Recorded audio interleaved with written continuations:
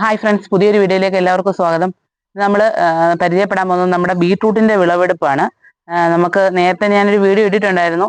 കണ്ടോ, ബീട്രൂട്ട് നല്ലതായിട്ട് വിളവ് ആകുന്നതിന്റെ ഇതാണ് സിംറ്റമാണ്. അതാണ്ട് ഇത് മേലോട്ട് പൊങ്ങി ഇങ്ങി വരും, മണ്ണിൽ നിന്നും പൊങ്ങി നേരെ വരും. ഇത് നമ്മൾ പിന്നെ തണുപ്പ് കാലാവസ്ഥയിലാണ് കൂടുതലും അന്ന് കൊണ്ട് നട്ടതാണ്. പിന്നെ ഇപ്പം വിളവെടുക്കാൻ പോവുകയാണ്. ഇതിന്റെ ഇലയും നമുക്ക് തോരൻ വെക്കാം, അതുപോലെ തന്നെ കായും തോരൻ വെക്കാം. അതെ,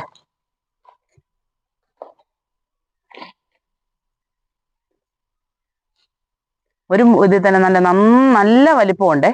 നന്നായിട്ടൊരു ബീട്രൂട്ട് എനിക്കുണ്ടായി. ഒരെണ്ണമല്ല, ഇതുപോലെ താണ്ടേ ഇതിൽ 4 ബീട്രൂട്ടാണ് ഞാൻ തൈയാണ് നട്ടത്. 4 എനിക്ക് പിടിച്ചു.